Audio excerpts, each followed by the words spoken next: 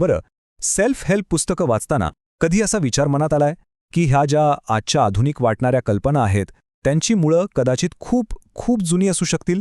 आज आपण नेमकं हेच बघणार आहोत. आधुनिक सेल्फ हेल्प आणि आपलं प्राचीन भारतीय ज्ञान यात एक कमाल, आश्चर्यकारक दुवा आहे. काय आहे हे रहस्य? चला तर मग शोधूया. ॲटॉमिक हॅबिट्स, द 7 हॅबिट्स ही सगळी नावं आपल्या ओळखीची आहेत, बरोबर. आजकालची ही सगळ्यात प्रसिद्ध सेल्फ हेल्प पुस्तकं आहेत आणि या सगळ्यांचा उद्देश काय असतो? तर एकच, आपल्याला चांगल्या सवयी लावणं, आपला आत्मविश्वास वाढवणं आणि आपलं आयुष्य ते जास्त प्रभावीपणे कसं जगायचं यासाठी मदत करणं. पण इथेच एक प्रश्न उभा राहतो. ही जी सेल्फ हेल्पची संकल्पना आहे ती खरंच इतकी नवीन आहे? म्हणजे आत्ताची आहे की ह्या सगळ्या आधुनिक विचारांची मुळं कुठेतरी खूप जुनी, खोलवर रुजलेली आहेत? चला एक गंमत म्हणून कल्पना करूया. विचार करा की हे सगळे आधुनिक बेस्टसेलिंग लेखक एका टाईम मशीनमध्ये बसले आणि थेट पोहोचले 17व्या शतकातल्या महाराष्ट्रात. आणि तिथे त्यांची भेट कोणाशी होते? तर समर्थ रामदासांशी. काय होईल मग?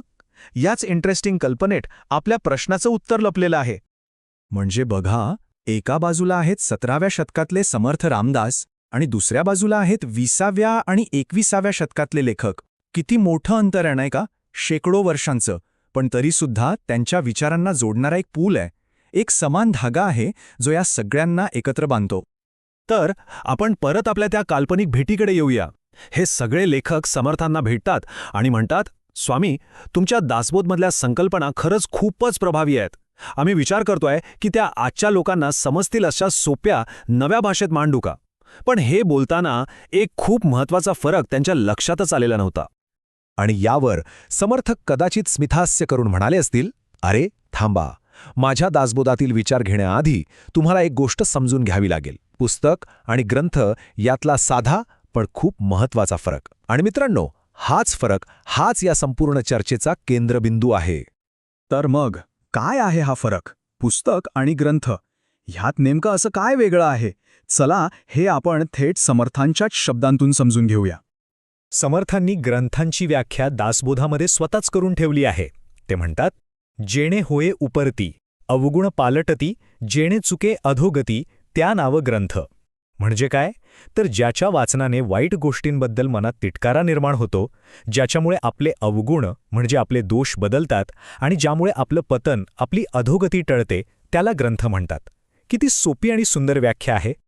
म्हणजे अगदी सोप्या भाषेत सांगायचं तर ग्रंथाचा उद्देश फक्त इन्फॉर्मेशन देणं नाहीये, तर ट्रान्सफॉर्मेशन घडवणं आहे. वाचकाच्या विचारांमध्ये, त्याच्या वागणुकीत बदल घडवून आणणं, त्याच्यातली निगेटिव्हिटी दूर करणं आणि त्याला एका चांगल्या मार्गावर घेऊन जाणं, हे आहे ग्रंथाचं खरं काम. आता बघा, हा फरक किती स्पष्ट होतोय. पुस्तकं काय करतात?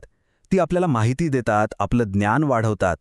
पण ग्रंथ थेट आपल्या चारित्र्यावर काम करतो. तो फक्त वाचायचा नसतो, तर तो आचरणात आणायचा असतो. त्याचा उद्देशच आपलं आयुष्य बदलून टाकणं हा असतो. आणि आता खरी गंमत बघा, समर्थांनी शेकडो वर्षापूर्वी सांगितलेली ग्रंथाची हीच व्याख्या आजच्या आधुनिक सेल्फ हेल्प पुस्तकांना अगदी तंतोतंत लागू पडते. कसं ते पाहूया.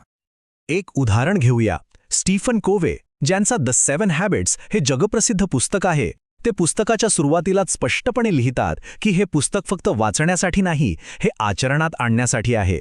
याचं खरं मूल्य, याचं खरं व्हॅल्यू तुमचं चारित्र्य बदलण्यात आहे. आता काही क्लिक झालं का? स्टीफन कोवे जे त्यांच्या भाषेत इंग्रजीत सांगतायत तेच, अगदी तेच समर्थ रामदासांनी शेकडो वर्षांपूर्वी सांगितलं होतं. अवगुण पालटती. चारित्र्य बदलणं म्हणजे दुसरं काय? आपले अवगुण बदलणं. भाषा वेगळी आहे, काळ वेगळा आहे, पण विचार तो एकच आहे. थोडक्यात सांगायचं तर आधुनिक सेल्फ हेल्प आणि प्राचीन ग्रंथ या दोघांचं ध्येय एकच आहे. फक्त माहिती देणं नाही, तर वाचकामध्ये परिवर्तन घडवून आणणं. आणि हे परिवर्तन नुसतं वाचून नाही, तर ते आचरणात आणल्यावरच शक्य आहे. म्हणजे आता हे अगदी स्पष्ट झालंय की आपण ज्याला आज सेल्फ हेल्प म्हणतो ना, ते खरं तर त्याच कालातीत, त्याच टाइमलेस ज्ञानाचं एक नवीन रूप आहे, फक्त भाषा नवीन आहे. हा संबंध अजून स्पष्टपणे बघूया. बघा, स्टीफन कोवे चारित्र्य बदलावर जोर देतात, जे थेट समर्थांच्या अवगुण पालटती या तत्वाशी जुळतं. जेम्स क्लियर सवयींवर म्हणजेच आचरणावर भर देतात.